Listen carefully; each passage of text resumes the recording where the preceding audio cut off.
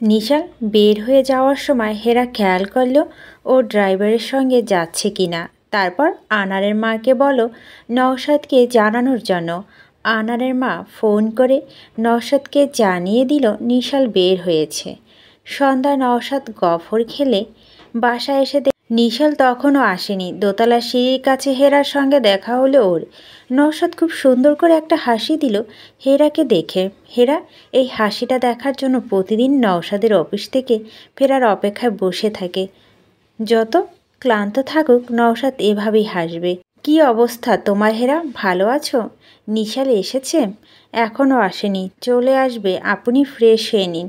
নওশাদ নিজের ঘরে চলে গেল। হেরা প্রতিদিন চা নিয়ে নওশাদের রুমে যায়, তাই চা বানাতে কিচেনে চলে গেল। 15 মিনিট পর চা নিয়ে নওশাদের রুমে ঢুকে দেখে নওশাদ ফোনে কথা বলছে বড় বোনের সঙ্গে। কিছুক্ষণ পর ফোন রেখে হেরার দিকে তাকিয়ে বলে, আসছে কালকে কে? আমার বড় বোন আর দুলাভাই আমেরিকা থেকে। এয়ারপোর্টে ঢুকে ফোন দিল আমাকে। এই বাসায় থাকবে? আনারের মাকে বলে রুমটা রেডি করে রেখো প্লিজ। চায়ের কাপে চুমুক দিতে দিতে নওশাদ বলো, নিশালের সঙ্গে কথা হয়েছে তোমার? আমরা একসঙ্গে লাঞ্চ করেছি। গুড, শুনে খুব ভালো লাগছে। আপনি ওকে নিয়ে এত টেনশন কেন করেন? ও তো অনেক শান্ত একটা ছেলে। নওশাদ একটা দীর্ঘশ্বাস ফেলে, হেরা মানুষ যে কত খারাপ তুমি জানো না। আমার এক পরিচিত বিজনেসম্যানের ছেলেকে কিছুদিন আগে কিডন্যাপ করে পুলিশ, রেপ, সবাই মিলে আধমরা অবস্থায় উদ্ধার করে। কাজটা করেছে ছেলের বন্ধুরাই, চিনে ফেলতে তাই মেরে ফেলতে নেয়। ভাগ্য ভালো তাই বেঁচে গেছে, কিন্তু এখনও ট্রমা ভেতর দিয়ে যাচ্ছে। আমার বেঁচে থাকা এতটাই কারণ একটা নিশালোর সঙ্গে খারাপ কিছু হলে আমি বাঁচতে পারবো না হেরা। তাই ওর ছুটিতে এলে আমি আতঙ্কে থাকি ইদানিং। ওকে যদি আমি বলি ক্যারেট কলেজ থেকে চলে আসতে, কিন্তু এখন মনে হয় ভালোই হয়েছে, একটা নিরাপদ জায়গা আছে, থাকুক। অন্তত আমি নিশ্চিন্তে থাকি সারাদিন। জানো হেরা, টাকা থাকার যন্ত্রণা শুধু শত্রু বাড়ায়। আপনার কি শত্রু আছে? কে যে আমাকে শত্রু ভাবে সেটাই তো আমি জানি না, তাই নিজেকে না ছেলেকে নিয়ে ভয়ে থাকি। মোবাইলের রিয়াজের ফোন দেখে রিসিভ করলো নওশাদ। হ্যাঁ বলো। ভাইয়া আসছে স্যার? ঠিক আছে। ফোন রেখে স্বস্তির নিঃশ্বাস ফেলল নওশাদ। বাসায় এসেছে আমার রাজপুত্র। আপনার চেহারা দেখেই বুঝেছি আমি আপনি ওকে খুব ভালোবাসেন। ও আমার জান হেরা। সবচেয়ে বড় কি জানো, ও গীতি আমানত আমার কাছে। ও কষ্ট পেলে গীতিকে গিয়ে কি জবাব দেব বলো? হেরা নওশাদের দিকে তাকিয়ে আছে। দরজাটা খুলে দাও। দরজা খোলা দেখলেই আসবে এদিকে। হেরা দরজা খুলে দিল। আমি চলে যাব কেন? বসো। আচ্ছা, তুমি তো ছবিগুলো দেখালেই না আমাকে। কোন ছবি? রেজাও যেগুলো পাঠালো। হেরা হাসতে হাসতে বলল, ঠিক আছে দেখাবো। দেখব শালা কি ছবি তুলেছে, তারপর ওর ঘাড় মটকাবো। দুজনে হাসছে। নিশাল সিঁড়ি দিয়ে উপরে উঠে আসতেই দেখে পাপার রুম। দরজা খোলা। দরজার সামনে এসে দাঁড়াতেই নওশাদ ডাকলো। নিশাল এসে ভিতরে নিশালের ঘরে ঢুকলো। হেরাকে দেখে সে একটু আনইজি ফিল করছে। কালকে তোমার ফুপি আসছেন, তাই অনেক দিন পর দেখা হবে। হ্যাঁ। ফ্রেন্ডের সঙ্গে দেখা হলো। হ্যাঁ। বসো আমার কাছে। তুমি রেস্ট নিচ্ছ পাপা? আমি পরে আসতে পারি? আমি তোমার জন্য অপেক্ষা করছিলাম। হেরা বলে উঠল, আমি আমার ঘরে যাই, আপনারা কথা বলুন। সবার মতো নিশালও অবাক হলো হেরা গেস্ট রুমে থাকে দেখে।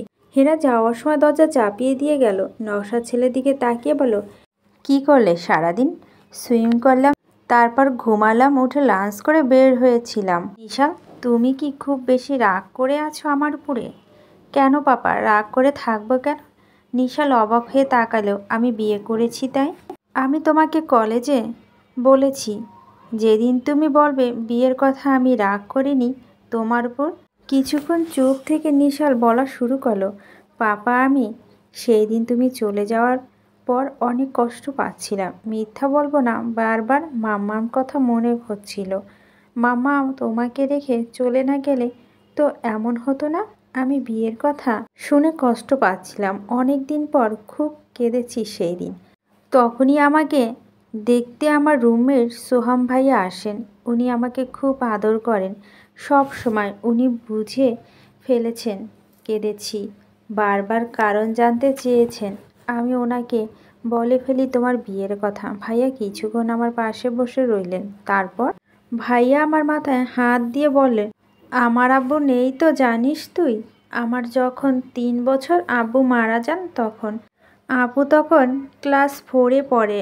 আম্মু একটা স্কুলের টিচার। আব্বু ডাক্তার ছিলেন। টাকার অভাব কখনোই ছিল না আমাদের। আমি ক্যাডেটে চলে আসার 2 বছর পর আব্বুর বিয়ে হয়ে যায়। আব্বু কানাডা চলে যায়। আম্মু বাসায় একা হয়ে গেল। একা জীবন খুব কষ্টের রে।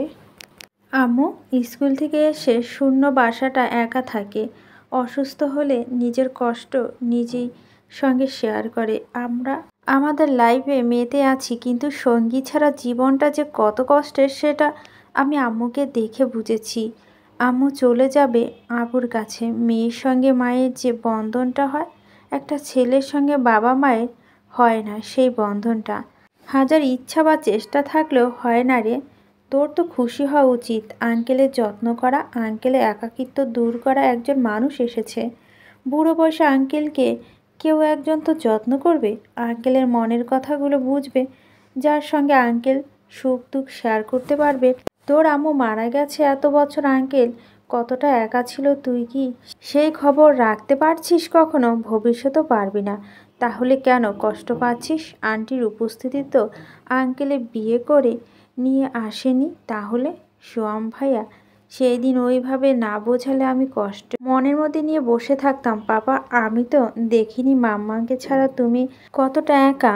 আর দেখো দাদা ভাই দাদুকে ছাড়া কেমন হয়ে গেছে। আমি চাই না তুমি দাদা ভাইয়ের মতো একা থাকো। তুমি চিন্তা করো না, আমি সত্যি হ্যাপি তুমি বিয়ে করাতে। নিশাল উঠে এসে পাপার গাড়ে হাত রাখলো। তুমি বিশ্বাস করো না, আজ আমি সকালে বাসায় এসে কেন যেন মনে হলো বাসা খালি খালি একটা ভাব ছিল এতদিন, সেটা আর নেই। আমার আন্টিকে পছন্দ হয়েছে। উনি যত্ন নিয়ে আমার জন্য রান্না করেছে। আমার খুব ভালো লেগেছে। ওনার বয়স তো অনেক কম। ভালোই হয়েছে। তোমার যত্ন অনেক দিন করতে পারবে। মাম্মার মতো হঠাৎ চলে যাবে না। এই বাসার জন্য একজন মানুষ দরকার। বাসাটা আগের মতো করবে, তাই না পাপা? নওশাদের চোখ দিয়ে পানি পড়ছে। সেই চোখে পানি ছেলেকে দেখতে পায় না। কিছু কিছু জিনিস খুব যত্ন নিয়ে লুকিয়ে রাখতে হয়। সেটা হলো পুরুষ মানুষের চোখের পানি। নিশাল, আমি তোমাকে অনেক ভালোবাসি বাচ্চা। জানি পাপা, আমি তোমার মামামকে অনেক ভালোবাসি, সেটাও জানি পাপা। নিশাল টের পাচ্ছে পাপার চোখ বেয়ে পানি পড়ছে, তাই সে আর সামনে গেল না, পিছনে দাঁড়িয়ে রইল। পাপা, আমি রুমে যাচ্ছি, থাকো তুমি। নিশাল চায় পাপা এখন কিছুক্ষণ একা থাকুক। ও জানে পাপা এখন মাম্মাম ছবি দেখে কাঁদবে। মাম্মাম চলে যাওয়ার পর সে দেখেছে প্রতিটা রাতে পাপাকে মাম্মাম ছবি নিয়ে কাঁদতে। আজকেও কাঁদবে সে জানে। তার খুব ইচ্ছে করছে পাপার কাছে থাকতে, কিন্তু থাকলেও সে কেঁদে ফেলবে। এটা ভালো হবে না। এক কাজ করলে কেমন হয় হেরা? আন্টিকে পাপার কাছে পাঠিয়ে দিলে কেমন হয়? ওনার সামনে নিশ্চয় পাপা কাঁদবে না। কিন্তু ওনার সঙ্গে কথা বলতে তার খুব লজ্জা লাগছে কেন জানি। নিশাল গেস্ট রুমের সামনে গিয়ে দাঁড়ালো। তার খুব লজ্জা লাগছে, তবুও সে দাঁড়িয়ে আছে। হেরা এলিন আর নাহিনের সঙ্গে রেজাউনের পাঠানো ছবিগুলো দেখছে। ওরা ছবি দেখে হেরাকে খেপানোর চেষ্টা করছে। সব ছবি নিয়ে হুড়োহুড়ি করছে। হেরা ওর সঙ্গে ওখানে কি ঘটনা হয়েছে সব বলো। বৌমনি, বুঝলি ভাইয়া তোমাকে ঠিকই অনেক ভালোবাসে, তাই ওই চোরকে আচ্ছা সাইজ দিয়েছে পুলিশকে দিয়ে। হেরা বলো, তোমাকে বলছে এলিন, তাই না? বোঝা তো যাচ্ছে। আমার মনে হয় যে কারো সঙ্গে এই ঘটনা ঘটলে উনি এই কাজ করতেন। সে তুমি যাই বলো, আমার ধারণা ভুল না, দেখে নিও। তাহলে তো হানিমুনটা খারাপ হয়নি তোমার বৌমনি। নাহিন, তোমার দু বোন ওনার সামনে আমাকে লজ্জা দিয়ে ছাড়বে। ভুলো এ কথা এই ঘরের বাইরে বলো না প্লিজ। বাসায় নিশাল আছে আর আগামীকাল ওনার বড় বোন আসবে তোমাদের এসব দুষ্টুমি কথা ওনারা শুনলে কি ভাববে? দুবোন হেসে গড়িয়ে পড়ছে। দরজার ওপাশে নিশাল দাঁড়িয়ে আছে। ভিতরে হাসাহাসি শোনা যাচ্ছে। ওর মনে হচ্ছে অনেক দিন পর এভাবে এই বাসায় কেউ হাসাহাসি আনন্দ করছে। মামাম যখন ছিল খানামুলিরা আসলেও, চাচিরা আসলে এভাবে হাসাহাসি গল্প করত। তারপর তো সব নীরব হয়ে গেল। যার যার ঘরে সবাই একা হয়ে গেল। দীর্ঘ শ্বাস ফেলে নিশাল দরজার বাইরে দাঁড়িয়ে আছে। নক করতে লজ্জা লাগছে তার। আনারের মা এসে ওর পাশে দাঁড়ালো হঠাৎ। কিছু লাগবে ভাইয়া? তুমি আন্টিকে বলো পাপার ঘরে যেতে। নতুন মাম্মা রে। হ্যাঁ। নিশাল নিজের ঘরে চলে গেল। আনারের মা হেরার ঘরে ঢুকতে এলিন নাহিন আনারের মাকে উদ্দেশ্য করে বলো, ছবি দেখবে? আনারের মা, কি ছবি আফা? নায়ক নায়িকার ছবি। হেরা চিৎকার করে উঠল, ভালো হবে না কিন্তু নাহিন, প্লিজ ছবিগুলো দাও। আনারের মা উৎসুক হয়ে উঠল, আফা দেখি কিসের ছবি? নাহিন আনারের মাকে হেরা আর নওশাদের ছবিগুলো দেখালো। আনারের মা ছবি দেখে হাসছে। আমা, ছবি খুব সুন্দর আইছে আমা। ভাইয়া বলো স্যারের ঘরে যাইতে আপনারে, স্যার মনে হয় ডাকে। হেরা লাফ দিয়ে বিছানা থেকে নামলো। আয়নার সামনে গিয়ে দাঁড়ালো। আয়নায় একটা টিপ লাগানো ছিল, সেটা নিয়ে কপালে লাগালো।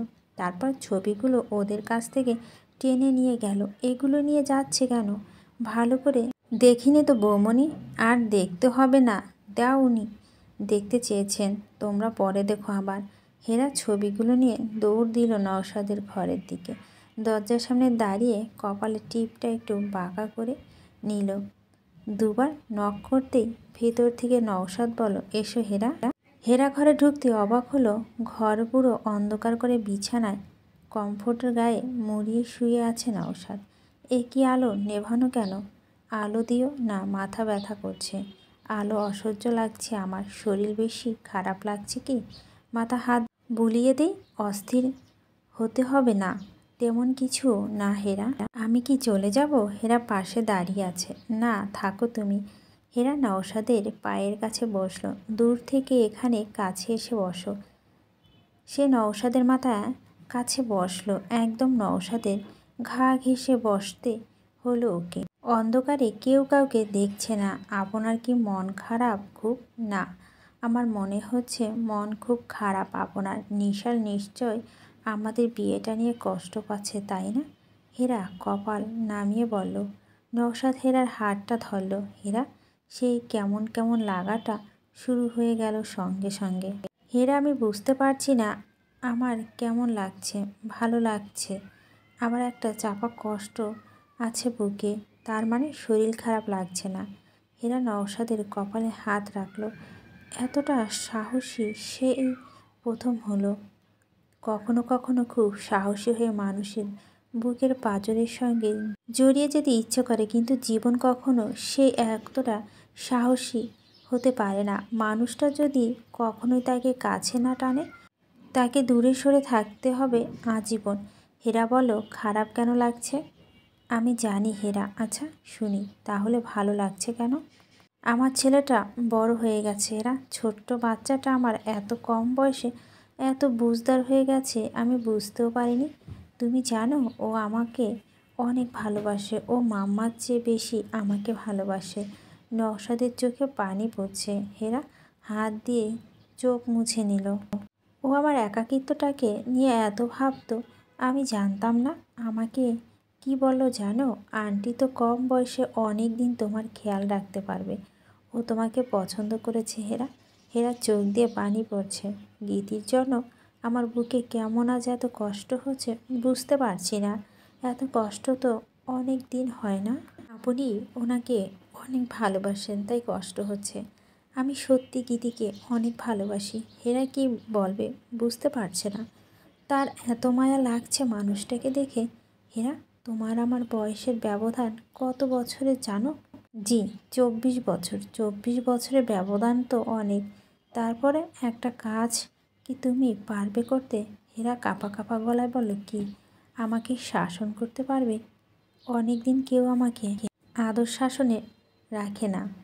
একা জীবনটা টানতে টানতে আমি ক্লান্ত হেরা। আমার বুকের ভিতরটা শুধু ফাঁকা হয়ে আছে। তুমি এভাবে হাত রেখে সব ফাঁকা জায়গাগুলো ভরে দিতে পারো না? খুব ক্ষীণ গলায় হেরা বলল, পারবো। নওশাদের চোখ বেয়ে পানি পড়ছে অজরে। নিশাল আরও কি বলল জানো? আজ আর বাসাটা খালি লাগেনি তার কাছে। তুমি এই বাসাটাকে তোমার মতো সাজিয়ে দাও হেরা। হেরা নওশাদের সব কথা মানে যদি বুঝতে পারছে না, কিন্তু তার খুব ভালো লাগছে। নওশাদ তাকে কাছে টানতে চাইছে, এটা সে বুঝতে পারছে। আপনি এভাবে মন খারাপ করে থাকলে আমার কষ্ট লাগে, ভয় হচ্ছে। ভয় হচ্ছে কেন জানি না। আমার আপনাকে দেখলে মনে হয় আপনার অনেক ক্ষমতা। ক্ষমতাবান মানুষ কখনো অসহায়ের মতো কষ্ট পাচ্ছে দেখতে খারাপ লাগে। নওশাদ হেসে দিল, বোকা মেয়ে। আমার কোনো ক্ষমতা নেই, আমিও কখনো কখনো খুব অসহায়। এখন উঠেন তো। শরীর খারাপ না হলে এভাবে ঘর অন্ধকার করে শুয়ে থাকা কোনো দরকার নেই। কি করতে হবে? উঠে বসতে হবে। থাকি না এভাবে, তুমি পাশে বসে থাকো আরেকটু। আচ্ছা, কি পারফিউম লাগিয়েছ হেরা? এত নেশা ঘ্রাণ কেন? আপনি যা দিয়েছেন তাই লাগিয়েছি, ভুলে গেছি আমি। চোর তো চলে আসছে ঘ্রাণের টানে, কক্সবাজারের ঘটনার মতো। আপনি আসেন তো আমার সঙ্গে চোরকে শিক্ষা দেওয়ার জন্য। নওশাদ হাসছে। আলোটা জ্বালিয়ে দিলাম কেন? আপনার মুখটা দেখতে পাচ্ছি না, আর আমার দম বন্ধ লাগছে অন্ধকারে। তাহলে জ্বালাও। হেরা বেড সাইডের ল্যাম্পটা জ্বালালো। এই তোমার কপালের টিপ বাঁকা কেন? কাছে এসো, ঠিক করে দিই। হেরা নওশাদের মুখের উপর ঝুঁকে আসলো। নওশাদ টিপ ঠিক করে দিল। নওশাদকে অবাক করে দিয়ে হেরা টিপটা তুলে নিয়ে আবার বাঁকা করে দিল। দিন, আবার ঠিক করে দিন। ওরে মেয়ে তো দেখি অনেক দুষ্ট, আমাকে দিয়ে বারবার টিপ ঠিক করানো হচ্ছে। নওশাদ হেরা টিপ আবার ঠিক করে দিল। এখন উঠে কি করব? নিশালের কাছে যাবেন। নিশালের কাছে? ওর রুমে গিয়ে ওর পাশে একটু বসে থাকবেন, ওর খুব ভালো লাগবে। সত্যি বলছো তুমি? আমার মন বলছে ও চায় আপনি ওকে কাছে টানুন। নওশাদ উঠে বসলো। আচ্ছা যাব। এক্ষুনি যাবেন? উঠুন প্লিজ। এরা নওশাদের হাত টেনে ধরল। একটা জিনিস শুনতে চাই। যাওয়ার আগে তোমাকে কি? হেরার হাত দুটো ধরে নওশাদ নিচ থেকে আবৃত্তি করে উঠল। কতবার যে আমি তোমাকে স্পর্শ করতে গিয়ে গুটিয়ে নিয়েছি হাত, সে কথা ঈশ্বর জানেন। তোমাকে ভালোবাসার কথা বলতে গিয়েও কতবার যে আমি সে কথা বলিনি। এই ওঠো। হেরা তাকিয়ে আছে। কি দেখো হেরা? কেন মেয়েরা পাগল হতো আপনার জন্য বুঝতে পারছি। হা তোমার মাথায় কবিতা শুনে প্রথমেই কথাটা এসেছে। সত্যি তুমি অদ্ভুত হেরা। কি আসার কথা ছিল? কিছু না, এখন যান তাহলে নিশালের কাছে। আনারের মা দরজার বাইরে থেকে হেরাকে ডাকছে, এসো ভিতরে। আমার 3তলা ফুপু আম্মার রুম রেডি করেছি, ঠিক আছে? তোমার ভাইয়া কোথায়? শোয়ার ঘরে বসে গল্প করে। আচ্ছা যাও।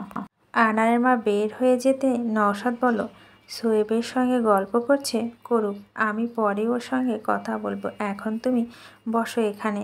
যেও না হেরা। যাচ্ছি না, কিন্তু আপনি বলেন। কবিতা শুনে আমার কি বলা উচিত ছিল? নওশাদ আবার হাসলো। শুনতে চাও? তোমার বলা উচিত ছিল এটা আমার মনের কথা কিনা। হেরা নাক টিপে দিল নওশাদ। ও আচ্ছা, আমি তো জানি এটা আপনার মনের কথা না। হেরা মাথা নিচু করে ফেলল। এখন বলবো না এটা আমার মনের কথা কিনা। তার আগে একটা গল্প শোনাই তোমায়। আমার আর গীতির গল্প শুনবে? অবশ্যই। হেরা উৎসুক হয়ে তাকালো। ঠিক আছে, আরাম করে বসো তুমি। বসেছি। নওশাদ বেডে হেলান দিয়ে বসলো। হেরা ওর দিকে ফের মনোযোগ দিয়ে তাকিয়ে আছে। তখন আমি ফাইনাল ইয়ারে পড়ি। গীতিকে বাসা থেকে বিয়ের জন্য চাপ দিচ্ছিল। ওর খালাতো ভাই লস অ্যাঞ্জেলেসে থাকে। ওর সঙ্গে বিয়ে মোটামুটি কনফার্ম হয়ে গেল। একদিন গীতি পালিয়ে আমার কাছে চলে এলো। সে বাসায় ফিরে যাবে না। কি আর করা, ওকে এত ফিরিয়ে দিতে পারবো না। বন্ধুদের সঙ্গ নিয়ে কাজী অফিসে গিয়ে বিয়ে করে ফেললাম। বিয়ে তো করেই ফেললাম, তখন গীতিকে রাখবো কোথায়? আমি থাকি হলে। আব্বা আম্মাও বাসায় নিয়ে আসবো সেই সাহস নেই। অনেক ভেবে বুবুর বাসায় নিয়ে গেলাম। যত কিছুই বলুক, বুবু ফেলে দিতে পারবে না গীতিকে। সন্ধ্যার পর বুবুর বাসায় গিয়ে হাজির হলাম নতুন বউ নিয়ে। বুবু গীতিকে দেখে ঘরে ঢুকালো, আমাকে নিজের রুমে নিয়ে অনেক বকাঝকা করলো, কিন্তু গীতিকে বুকে টেনে নিল ঠিকই। সেই রাতে গীতিকে রেখে চলে আসতে হলো হলে, কারণ পরদিন সকালে আমার ফাইনাল পরীক্ষা শুরু। বাসরাত দুজন জায়গায়, কিছুই করার নেই। পরীক্ষার জন্য যেতে পারি না বুবুর বাসায়, শুধু হলের কার্ড ফোন থেকে রাতে একবার ফোন দিই বুবুর বাসা ল্যান্ড ফোনে। 2-4 মিনিট কথা বলে ফোন রেখে দিই। গীতি খারাপ ছিল না ওখানে, বুবু খুব আদর যত্ন করত। বুবুর দেবর আহসান ভাইয়ের নতুন বউ বুবুর সঙ্গে থাকতো। আহসান ভাই বিয়ে করে নতুন বউ রেখে ফ্লোরিডাতে চলে গেছে। রাতে গীতি আর রোমানা ভাবি থাকতো একসঙ্গে। পরীক্ষার শেষ হয়ে যাওয়ার পর আমি প্রায় দিনই সন্ধ্যা বুবুর বাসায় যাই, কিন্তু থাকা হয় না, কারণ কেউ আমাকে থাকতে বলে না। আগে বুবুর বাসায় গেলে বুবু দুলাভাই রাতে থেকে যাওয়ার জন্য পিড়াপিড়ি করতো, কিন্তু বিয়ের পর কেউ কিছু বলে না। কি আর করা যেত, রাত হোক। আমি গীতির দিকে দীর্ঘশ্বাস ফেলে তাকিয়ে চলে আসতাম আমার হলে। আমার তখন দিন কাটে তো রাত কাটে না অবস্থা। সারাক্ষণ গীতিকে কাছে পেতে ইচ্ছে করতো। গীতি ইডেন কলেজে পড়তো। কলেজ থেকে বেরোনোর সময় আমি রিক্সা করে ওকে দিয়ে আসতাম বুবুর বাসার সামনে থেকে দিয়ে চলে আসতাম। রিক্সা হুডু তুলে ওর কাছে ঘেঁষে বসতে ধাক্কা দিয়ে সরিয়ে দিত। রেগে গিয়ে বলতাম, লজ্জা করে না নিজের বিয়ে করা বউকে নিয়ে রিক্সায় হুড তুলতে? কেন রিক্সায় বউ নিয়ে হুড তোলা যায় না?